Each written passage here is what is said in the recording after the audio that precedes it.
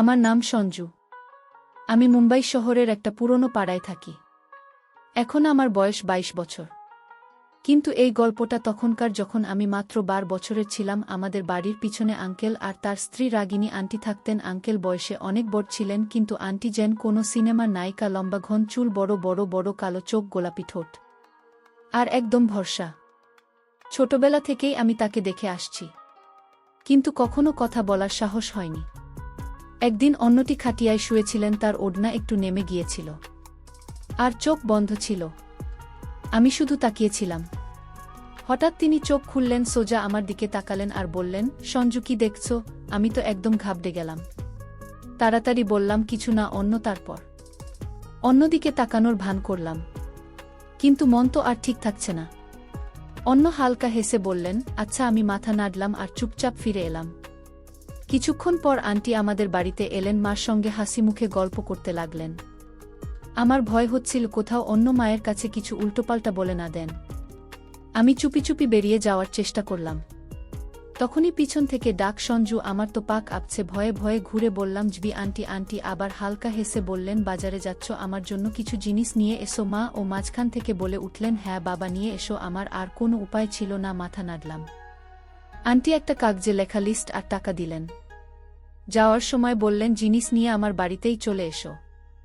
কথাটা আমার কেমন জানো লাগলো, তবু কিছু না বলে চলে গেলাম। বাজার থেকে জিনিস কিনে ফিরলাম। মা বললেন, আন্টি তার বাড়ি চলে গেছে।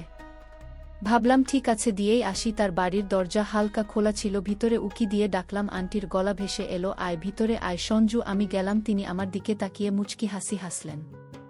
বললেন, বাহি, তুমি তো তাড়াতাড়ি চলে এলে। আমি জিনিস দিয়ে চলে যাচ্ছিলাম। তখনই তিনি ডাকলেন, সঞ্জু, একটা কথা জিজ্ঞেস করি? আমি বললাম, হ্যাঁ, জিজ্ঞেস করুন। তিনি মাথা নিচু করে হালকা হেসে বললেন, তোমার কোনো গার্লফ্রেন্ড আছে? আমি তড়িঘড়ি বললাম, না। অন্য তার চোখে একটা অদ্ভুত চমক দেখলাম। আমি জিজ্ঞেস করলাম, কি হলো? অন্য তিনি বললেন, এমনি জিজ্ঞেস করলাম। তারপর চুল ঠিক করে মুচকি হাসলেন। আমার মাথা ঘুরে গেল। এই প্রশ্ন, এই হাসি, কি চলছে? আমি আর কিছু না বলে সেখান থেকে প্রায় দৌড়ে বেরিয়ে এলাম। সেই রাতে আমার ঘুম হলো না। অন্য কেন এমন প্রশ্ন করলেন? এরপর আন্টি আমাদের বাড়িতে এলেন। বললেন, দিদি, একটু দুধ পাওয়া যাবে? মা বললেন, এখন গ্যাসে রেখেছি, একটু পর নিয়ে যেও। আন্টি বললেন, ঠিক আছে দিদি। তিনি চলে গেলেন। তখনই মা ডাকলেন, সঞ্জু। আমি বেরিয়ে এলাম। মা বললেন, রান্নাঘর থেকে দুধ নিয়ে আন্টির বাড়ি দিয়ে আমার হাত পা ঠান্ডা হয়ে গেল। আবার অন্যর বাড়ি যাওয়া মানে তার প্রশ্ন আর হাসির মুখোমুখি হওয়া। মাকে না করতে পারলাম না। দুধ নিয়ে ধীর পায়ে তার বাড়ির দিকে গেলাম। দরজা আবার হালকা খোলা। ভিতরে উকি দিয়ে ডাকলাম, আন্টি। মিষ্টি গলা, আয় সঞ্জু। ভিতরে গেলাম। তিনি রান্নাঘরে দাঁড়িয়ে আমাকে দেখে হাসলেন। বললেন, এত দেরি করলে? আমি দুধের বাটি দিয়ে বললাম, মা একটা কাজ দিয়েছিল, তাই। তিনি বাটি নিয়ে বললেন, আচ্ছা শোনো। আমি তড়িঘড়ি বললাম যে, আন্টি। তিনি হালকা হেসে বললেন, তোমার সত্যি কোনো গার্লফ্রেন্ড নেই? আমি মাথা নাড়লাম না। তিনি কয়েক সেকেন্ড আমার দিকে তাকিয়ে রইলেন। তারপর ধীরে ধীরে বললেন, আচ্ছা, কাউকে পছন্দ করো? আমার মনে হলো প্রশ্নের বৃষ্টি হচ্ছে। মাথা নিচু করে বললাম, না, এমন কিছু নেই। তিনি একটা হালকা নিঃশ্বাস ফেলে আমার দিকে ঝুঁকে বললেন, তাহলে একটা গোপন কথা বলো। আমি একটু ঘাবড়ে গিয়ে বললাম, কি কথা? অন্য তিনি আমার চোখে চোখ রেখে ধীরে বললেন, যাকে পছন্দ করা হয় তাকে কখনো বলতে হয় না। সামনের মানুষ নিজেই বুঝে নেয়। আমার বুকটা ধাস ধারাস করতে লাগল। এটা কি হচ্ছে? আন্টি দুধ গ্যাসে রেখে মুচকি হেসে বললেন, যাও, মাকে বলে দিও দুধ রেখে দিয়েছি। আমি কিছু না বলে তাড়াতাড়ি বেরিয়ে এলাম। সেই রাতেও ঘুম হলো না। আন্টি কি মজা করছিলেন না অন্য কিছু? আমি এপাশ ওপাশ করছি। হঠাৎ ফোন এ একটা মেসেজ এলো, অচেনা চেনা নম্বর। ঘুমিয়ে গেলে সঞ্জু। আমার গায়ে কাটা দিল। এত রাতে কে? কাপা হাতে লিখলাম, কে? কয়েক সেকেন্ড কোনো উত্তর নেই। তারপর আরেকটা মেসেজ, চিনে নাও। আমার মাথা ঘুরছে। কে হতে পারে? বন্ধুরা মজা করছে, কিন্তু এই নম্বর তো চেনা নয়। একটু ভেবে সাহস করে লিখলাম, আন্টি। মেসেজ টাইপ হচ্ছে। দেখলাম আমার বুকের ধড়কন বাড়ছে। তারপর মেসেজ এলো, হ্যাঁ, রাগ করলে না তো? আমার হাত পা অবশ হয়ে গেল। এটা কি হচ্ছে? আমি ধীরে লিখলাম, না, কিন্তু আমার নম্বর পেলেন কিভাবে? উত্তর এলো, তোমার মায়ের কাছ থেকে নিয়েছি। বলেছি কোনোদিন তোমাকে জিনিস আনতে বলতে পারি, তাই নম্বর লাগবে। আমার মাথায় ঝড় উঠল। মা না ভেবেই নম্বর দিয়ে দিয়েছেন। কিন্তু আন্টি এটা কিসের জন্য ব্যবহার করছেন? আমি দ্বিধায় পড়লাম। তখন আরেকটা মেসেজ, শোনো, কাল সন্ধ্যায় ছাদে এসো, কথা আছে। আমার হাত পা ঠান্ডা। কি কথা?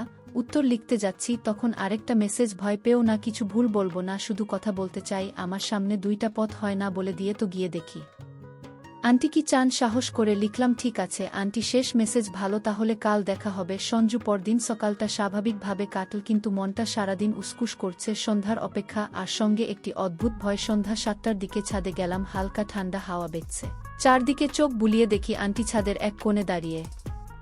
আমাদের বাড়ির ছাদটা স্পষ্ট দেখা যাচ্ছে। আমি ধীরে বললাম অন্য। তিনি মুচকি হাসলেন, বললেন ভেবেছিলে আমি মজা করছি।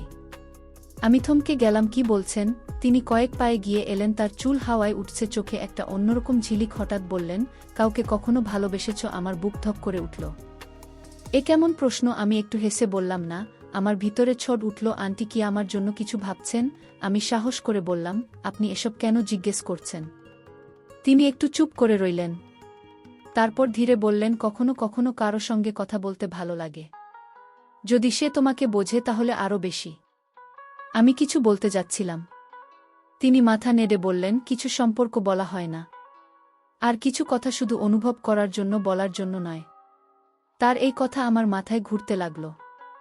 এটা কি বন্ধুত্বের কথা নাকি অন্য কিছু?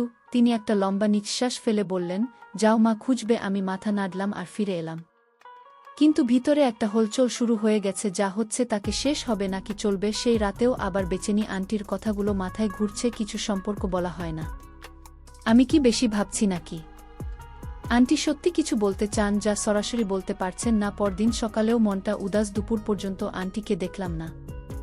সন্ধ্যায় আমি বাড়ির বাইরে দাঁড়িয়ে হঠাৎ পিছন থেকে ডাক, সঞ্জু। ঘুরে দেখি আন্টি মুচকি হাসছেন, বললেন, বাজারে যাচ্ছ? আমি বললাম, হ্যাঁ, কিছু জিনিস আনতে হবে।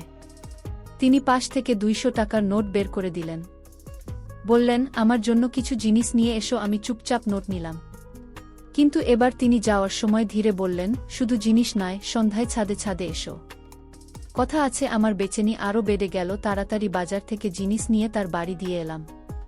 মা ভাবলেন আমি শুধু জিনিস দিয়ে এসেছি। সুযোগ পেয়ে ছাদে গেলাম। আন্টি আগে থেকেই দাঁড়িয়ে বললেন, ভালো করলে এসেছ। আমি ধীরে বললাম, কি কথা ছিল আন্টি? তিনি রেলিং এ হাত রেখে বললেন, কখনো মনে হয় যে কেউ তোমাকে বোঝে, কিছু না বলেও। আমি বুঝতে পারলাম না কি উত্তর। তিনি বলে চললেন, তার সঙ্গে কথা বলতে ভালো লাগে। আমার বুকের ধড়কন বেড়ে গেল। এটা কি বলছেন?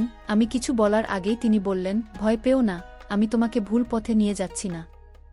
আমি মাথা নাড়লাম। তিনি বললেন, কখনো কখনো বয়স দিয়ে সঠিক ভুল ঠিক হয় না। মন ঠিক করে। আমার মাথা ঘুরছে। আন্টি কি চান?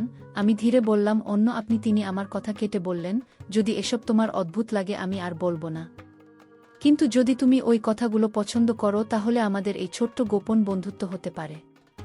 আমি ভাবলাম, যখন ঘাস নিজে যে ঘোড়ার কাছে আসছে তখন ছাড়া উচিত নয়। সেই রাতে আমি নিজে থেকে আন্টিকে মেসেজ করলাম, অন্য, আমিও আপনাকে পছন্দ করি, সঙ্গে একটা হার্ট ইমোজি। আন্টি ওপাশ থেকে হার্ট ইমোজি পাঠালেন। আমি লিখলাম, আন্টি এবার ইমোজির হার্ট নিয়ে, আসল হার্ট চাই। তিনি বললেন, কাল দুপুর 1টায় বাড়িতে চলে এসো। পরদিন আন্টির বাড়ি গেলাম। আঙ্কেল বাড়িতে ছিলেন না, আন্টি তার ঘরে ছিলেন। আমি পৌঁছেতেই তিনি আমাকে জড়িয়ে ধরলেন। আমরা দুজনে অনেক গল্প করলাম, হাসলাম আর ক্লান্ত হয়ে ঘুমিয়ে পড়লাম। বিকেল 5টায় আমি বাড়ি ফিরলাম। তো বন্ধুরা, এটা ছিল আমাদের আজকের ছোট্ট গল্পটা। কেমন লাগলো কমেন্ট করে জানিও। যদি পছন্দ হয় লাইক করো, বন্ধুদের সঙ্গে শেয়ার করো। এরকম আরও মজার গল্পের জন্য আমাদের চ্যানেল সাবস্ক্রাইব করো, আর বেলাল আইকনটা টিপতে ভুলো না যাতে কোনো গল্প মিস না হয়। ধন্যবাদ।